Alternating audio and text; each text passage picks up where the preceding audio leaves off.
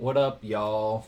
Illegit here, live playing this $5 final table. We're on the stone bubble here as the massive chip leader. Or actually, not the stone bubble. There's 9 left, 7 make the money. Yeah, so I just thought it would be cool to look at bubble dynamics when stacks are super shallow. Everyone has, besides me, I have 30 bigs. Everyone else has 13 or less, which is like extremely shallow.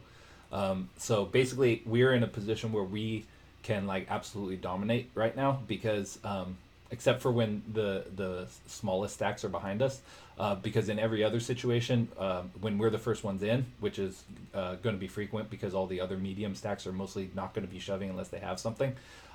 Every time it folds to us, we can pretty much just shove because we have a stack that's like perfect for it, and also like all the medium size stacks, medium to big stacks, they can't call us with anything because of how short these two guys are. So if it folds to us here, we're shove. This would be a normal shove, even absent bubble considerations. So this will be a shove regardless. But when someone else enters in front of us, we have to play pretty tight because they're going to be playing extra tight because we're, again, not right on the bubble, but we're 2 off the bubble. So it's good that basically all the medium size stacks are highly incentivized to play quite tight with their shoving ranges in general. So when someone else shoves, we have to play reasonably tight. But when we're first in, we can shove a very wide range. It's a weird spot though. Like I was under the gun before I started this. I was under the gun from right here with 10-6 suited, and I was like, well, I would like to like look at that hand in a ICM calculator. I'm gonna tag it. Maybe we'll look at it at the end. But basically, I was like, it was exactly the stack situation was exactly like this. But I was first in the pot, so as first in, I could obviously run into any of them waking up with a big hand like Queens Plus, which they're going to call even if they have, even if they are one of the bigger stacks, especially because we're not on the exact bubble. And But most of the medium sized stacks should call with, should be folding a lot of pretty strong hands. So I and But the shorter stacks could still call us, of course. And so that's bad. This is bad when either of them wake up, but they have to call extremely tight here. When they wake up with, ace queen suited plus or something, it sucks because they're still going to call probably. But other than that, they just can't call. Like it's just big pairs and stuff. Now this we can actually call other people with. We prefer it to be one of the shorter stacks than this guy with 128k because presumably he'll be shoving like reasonably tight. But the thing is, like, he still might be shoving hands like 8s, 7s, maybe even 6s, depending on how much he cares about the bubble. So it's still close even against him. Ideally, now he folds and it just comes to us and we can jam. Or even if one of these other short stacks goes, we can all still go. Yeah, and now we just go for sure and isolate to try to get heads up with this guy with our big hand. Okay, he's got 2 overs, which sucks. Like he could easily have, since he's the shortest, he doesn't have to have anything. And queen 10 off is not particularly good, anyways. But since he's the shortest, he's the most likely to have like deuces through 8s, for example, which he would definitely shove in, which we're dominating. So it's gross to see when he turns over 2 overcards, or also hands like ace 4 and ace 5 and ace deuce. This is a spot where they can't call very wide at all, except, like I said, we're 2 off the money, not 1. So if we were 1 off the money, I might even jam a hand this week. But being 2 off the money, I think I'm gonna fold it because we're far enough off the money that like this guy in the big blind and this guy with 64k can still call a decent number of hands. And of course, if either of these guys wake up, it's bad. This guy, we're gonna make a note. His name is Nitty Nick, which is like weird because he is a super nit from what I've seen. So we're gonna make a note on him. Mega nit. You can see from his numbers too. He's running 9-8, which is like incredibly tight. He's probably bad tight. All right, so now this obviously does better when called, so we're just going to jam this obviously into a bunch of 10x and less stacks on the bubble or close to the bubble. This has decent equity when called because sometimes it'll get called by 9s, 8s, ace queen, etc. And people in the big blind with those types of hands, which and we do okay. Obviously sucks when we run it into a big hand. Yeah. Cool. And now we're on break. I'll pause for now, and we'll be back after the 5-minute break. See you in a minute.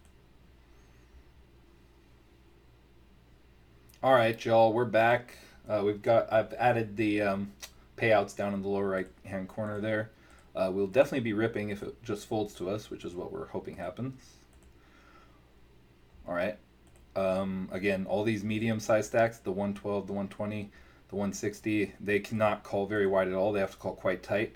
And then the shorter stacks, if they do call, well, it's less bad, right? Because we will only lose 76K, 60K. So, yeah. And there we go. We get it through. 9 deuce off. We have to fold. Oh, well, we don't have to, but if you look at the distribution this time, the shortest stack is in the big blind. He's incentivized to call extremely wide since he's the shortest and we're on the bubble. So he doesn't have to call tight at all here, relatively. He can basically like call very many hands, and then obviously we still have the odds of someone waking up with a hand behind us, which is more since we're in early position.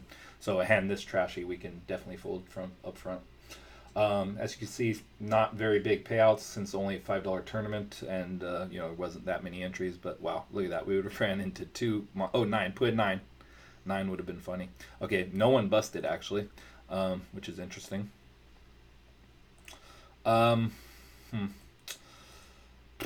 This is like the one where I kind of want to do it, and it's not bad because I'm blocking the calling range of most people behind. But now that he has more, I kind of and he's got quite a lot. The times that he does wake up with Ace King plus, it's very bad for us because we lose half of our stack, and now we're just like second place by a lot. So I'm actually gonna fold Ace 6 off. I would shove all suited aces from this position. I would shove Ace 8 off. Ace 6 off is the worst ace basically because Ace deuce through Ace 5 make at least wheel straights, whereas Ace 6 off doesn't make any straights and is the lowest ace that doesn't make straights. So I'm actually going to fold it. All right, well, we would have got it in. Basically 10-9 suited would have folded. Aces probably would have still called us and we would have chopped, but that's results oriented obviously, meaning we don't know that was going to happen. That would have been one of the best case scenarios though. Was basically it would have been just us chopping. 10-9 suited wouldn't have called a shove. He only shoved because he was the first one and thought he had a lot of fold equity, which he probably did. But now if anyone shoves, we pretty much have to fold, except for the small blind. We can call the small blind because he only has four big blinds. He's the shortest stack, and he's not going to be doing much raising. Theoretically, we could rejam over this guy very wide, but if he knows that we have any sense of ICM, he's not going to open very wide in the first place because of that. So I probably wouldn't reshove here on his open. I wouldn't be surprised if he's fairly strong here. Although if he folds, then he wasn't, obviously, because he's getting 2-1 to call here. Yeah. So we'll make a note as second in chips on bubble, raising big stacks. Big stack BB from hijack light-ish. Couldn't have been that strong. Obviously, he could have had a decent hand that but as like this guy's pretty tight and just not wanting to fold it. Now we're even shorter. I think it's even less likely that he's weak, even though he was the previous hand. So I'm not going to shove this. He's already put 28K in of his 122K. This is not a bad spot to try to own, but again, it's not the stone bubble, and he just got caught the previous hand. I think he's a lot more likely to have a reasonably strong hand in this spot. Yeah, and I mean he had a reasonably strong hand, but it did not win. Okay, if it folds to us, we're gonna jam. If anyone shoves in front of us, we're gonna fold.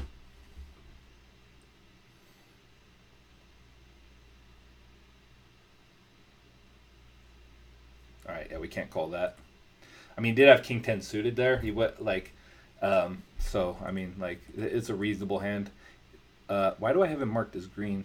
I think what's this guy's name this time last year? I feel like I looked him up at one point and he was winning and now he's losing. Okay, he gets binked on. All right, stacks are still very evenly distributed. No, he's a winning player.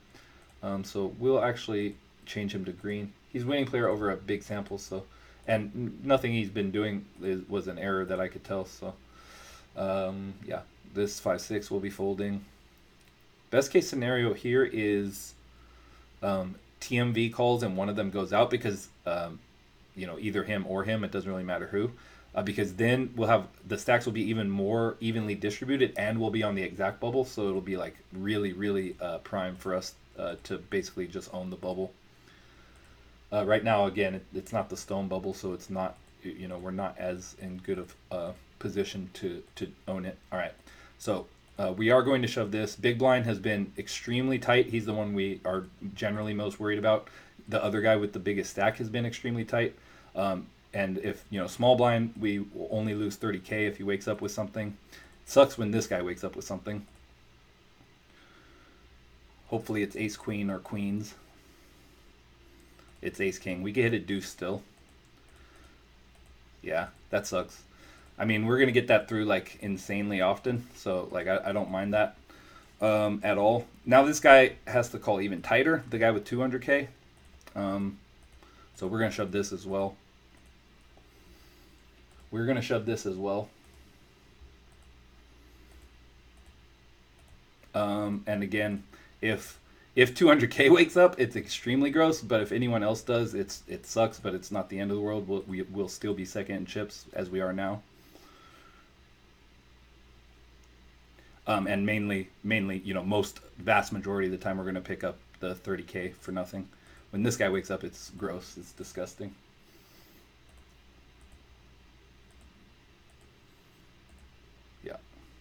Yeah. He tanked a little bit. He probably had like an average hand. And they probably don't think I would shove that wide there, having just got caught, but I am. I'm going to shove this as well.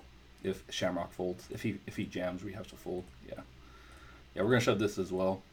Same as last hand. We're blocking ace X, so it's less likely anyone will find a calling hand. If he finds a calling hand, it's not the end of the world. They have very short stacks, obviously.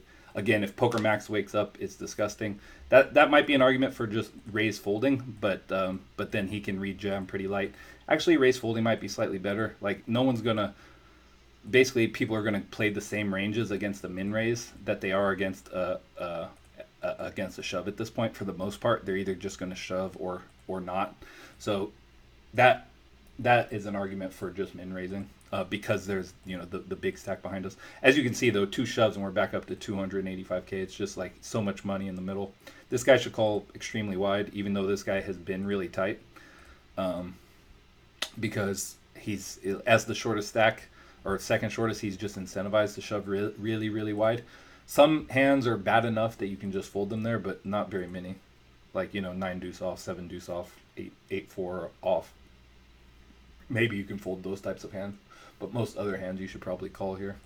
Like probably I would say like 78% or so of hands he should call here.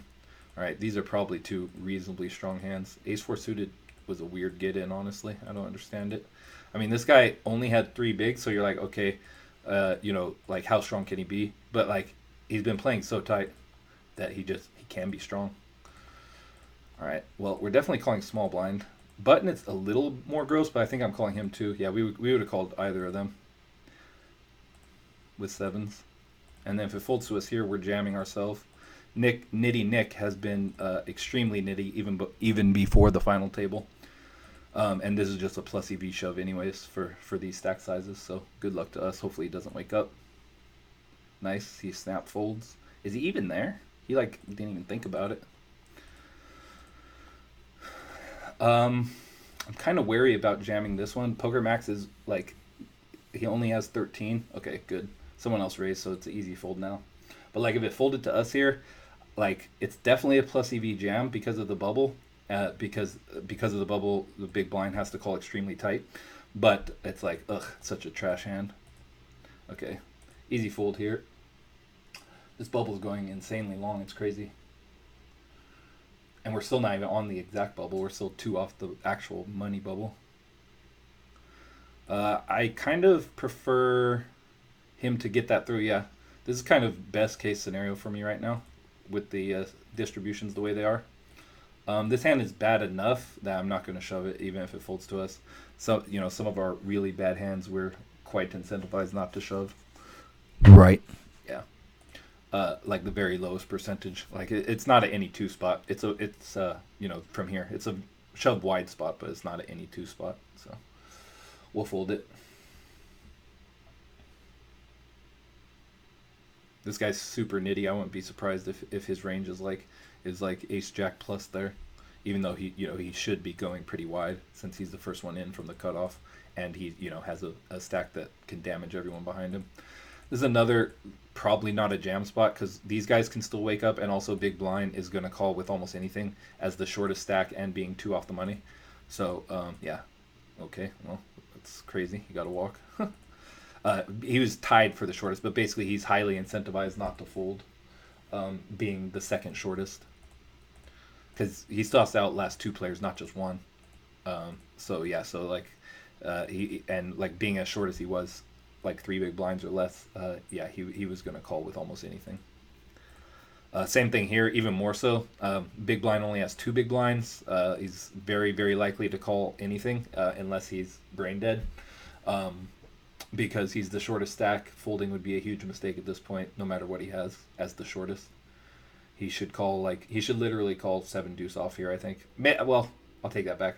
He could fold maybe the very bottom, like 2% of hands, but he should mostly call anything. Queen 8 off is, and he just flopped a straight. That's hilarious. Woo, boy. Dude, now the stacks are good for me to own again. Very good. Like, the stack distribution is fantastic for me, but this hand is, like, just a little too bad, I think. I'm going to fold it from this position. I mean, just give me, like, 8-6 suited, and I'll rip it. I will rip it. You know what I mean? You feel me, fam? You feel me? Hell yeah, you feel me. Kind of hope this guy doesn't get it through because, he's like, what is he? Yeah, he's second in chips. We don't want him chipping up, really. Because he can damage us. Although, I mean, like, it's not the end of the world, obviously, but just slightly not great. Okay, same thing. I don't think I could shove from this position. It's crazy how long this bubble's going. Holy crap. Now all these guys are quite short. Okay, well, hopefully one more guy calls too. Just wake up with it and bust them both. Like Smith Prince here, have like queens and bust them both.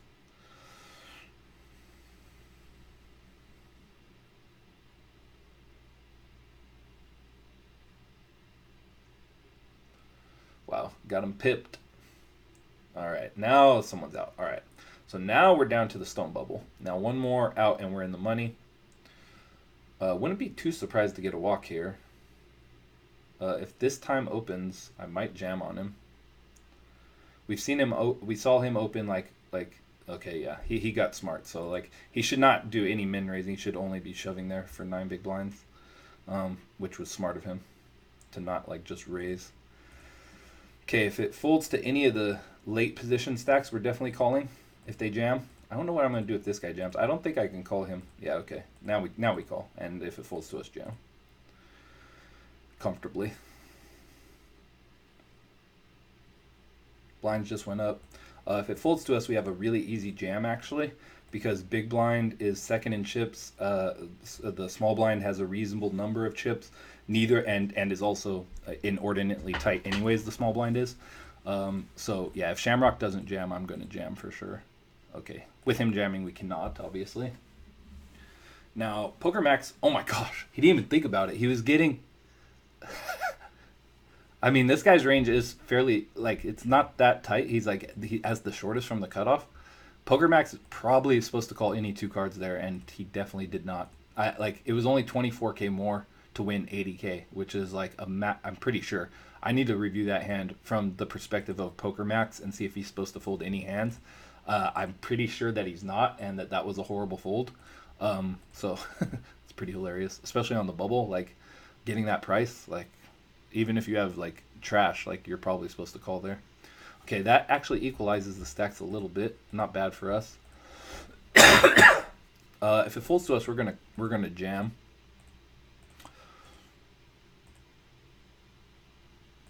The big blind has to call the tightest of anyone. He has to call extremely tight on the stone bubble here. Also, Poker Max, who has a lot of chips, has to call extremely tight. Worst case scenario, we're down to a middling stack. But yeah, we're definitely ripping here. Cool.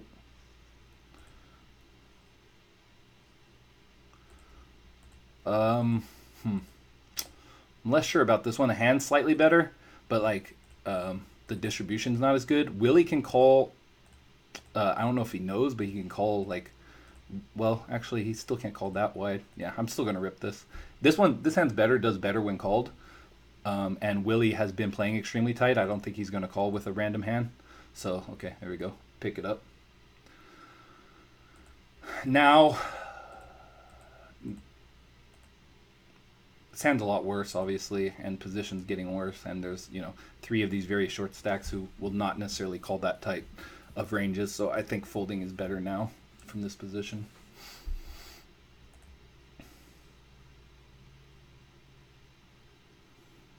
I mean, even the shorter stacks do have to call reasonably tight, but this is better because the big blind is bigger. So like these guys are gonna fold just hoping the big blind calls, and then when it gets to the big blind, he just can't call very much. But we still run into the, you know, probability of someone waking up with the big hand as well. You know, queens plus, which they're not gonna fold. I'm just gonna fold 9-8 off from under the gun. So we've chipped up, even though we, you know, haven't had very many hands at all, just by knowing our position and understanding the bubble dynamics. Like this is another spot he's supposed to call with almost anything. Like he's supposed to shove almost anything, or not almost anything, but he's supposed to shove very wide. Actually, I'm not sure how wide he's supposed to shove because of how short these other 2 are, but he does shove very wide. Okay. Now this guy has been very nitty, but he's going to be a lot looser now that we're in the money. And we're getting over 2-1 in the big. Okay, that makes it easier. Now we can just comfortably fold, which is nice. Yeah, and he still has ace queen. That's hilarious. I would have outflopped him. And then queen jack just flats the small blind and doesn't reshove, which is extremely like idiotic. It's like, what are you doing? Okay, if this guy shoves either of these short stacks, we're definitely going to put the rest in, as long as no one else does. Yeah, we're getting the right price, and we need to isolate our equity here for sure. So. Yep. All right. We flopped him almost dead, and now totally dead. All right. Cool. Bust out's going to go quick now. All right. King 10 off if it folds to us. Obviously, the bubble conditions don't apply the way that they did before, but this is just a plus EV jam anyways, even regardless. They'll still call a little tighter, or they should, because of how short this guy is, and they can ladder up. But, yeah, this hand's too good for the button when the blinds have this short of stacks behind, regardless. This would not be a horrible shove, but I'm going to fold this one.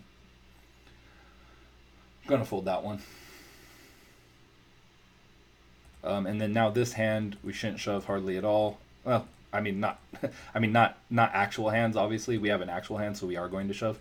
But I'm saying, like, we can't expect any fold equity from the big blind. He's probably going to call any 2 cards. But that's okay in this scenario when we have a reasonable hand. And everyone's going to, you know, just hope that he gets knocked out. Okay, he's got 2 overs, and he's flopped very well. We need a 4-4-4-4-4. Okay, and worst case scenario, most of the time, is we just lose a little bit of chips to him. So that's fine.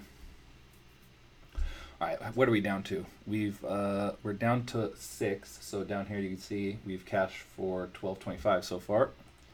Cool.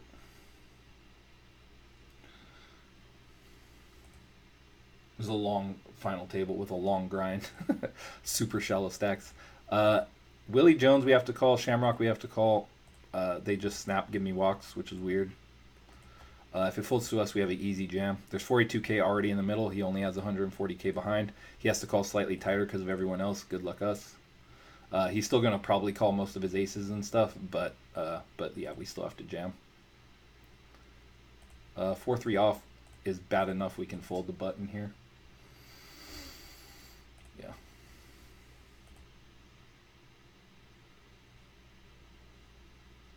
Okay, A7 off is good enough that we will jam.